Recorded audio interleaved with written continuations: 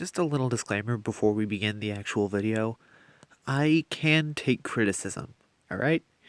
So if anybody accuses me of that, please don't. I'm perfectly capable of taking criticism.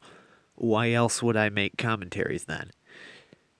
I just feel like this person misunderstood a few things in the initial commentary, which is why I'm making this video, to set those things straight. Well, without further ado, our feature presentation. But first, a little background.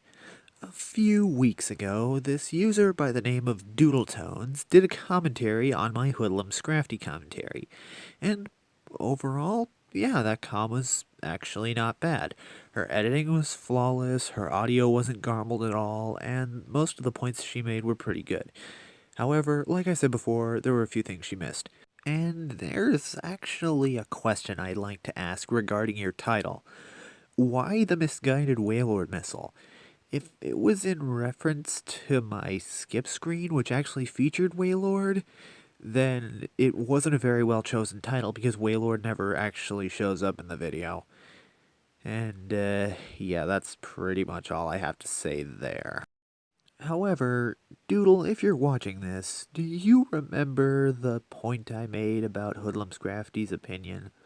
Well, you know who else has used this sort of point aside from Acroloth, Henry, and Silver?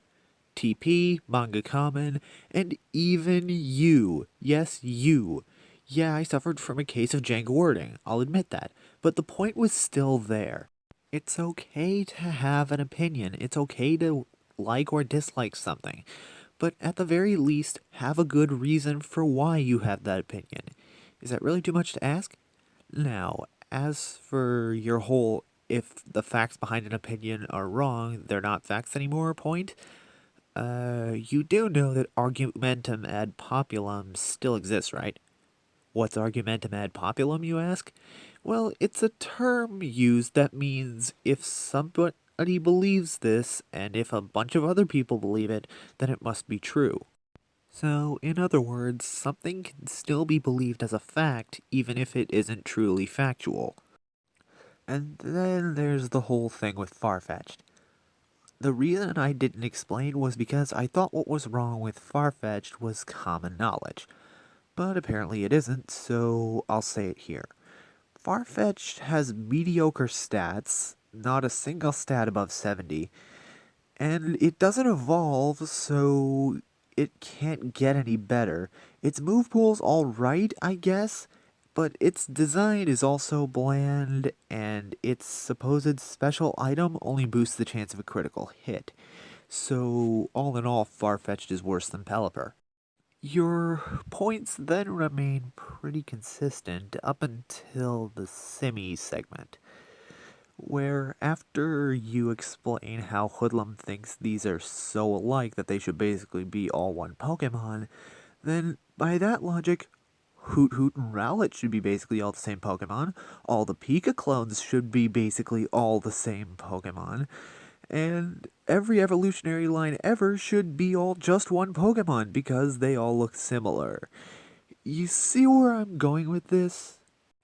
And then your points are pretty good up until the Wobbuffet segment, where you discuss how Wobbuffet wants you to hit it and then list off Wobbuffet's moves and say that spamming Supersonic wouldn't be an effective solution. I've thought this over, and I've thought up a strategy that a player could use with Loudred. Yeah, that same Loudred on Hoodlum's Crafty's clip that could be used to counter Wobbuffet. The first step, yes, involves Supersonic. You use that to confuse it, and then you spam another move that Loudred can learn naturally, Screech, until Wobbuffet's defense is lowered to pitiful levels. After that, it's a simple matter of making sure it's confused and or hitting itself, and in the meantime you can hit it with Bite, another move that Loudred can learn, both of which at a fairly low level, might I add. And then your points remain good again up until the Arceus segment, where you tackle how I asked Hoodlum for more elaboration on Arceus design, and how he basically said it was a llama with a hoop around it and said that it didn't look like a god to him. Well, first let's look at the real world. Considering that we have gods that look like elephants or frogs or even monkeys, Saying that a goat doesn't look like a god is kind of a nebulous statement. Also, what I meant with the whole elaboration part was all he said was that it looked like a goat with a hoop around it. If all your complaints about the design basically amount to, you look like a snake, then it really doesn't do jack all to support you. And then you talked about my whole tangent on Arceus' backstory.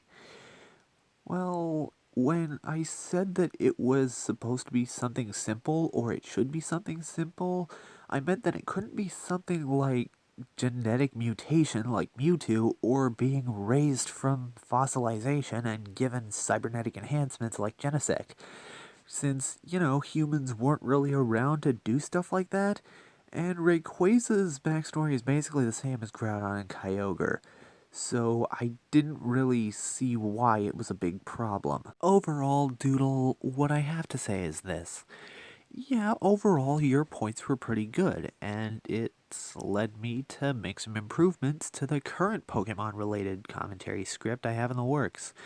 However, first consider all the possibilities when somebody's talking about something, which you didn't exactly do, which led to the creation of this video.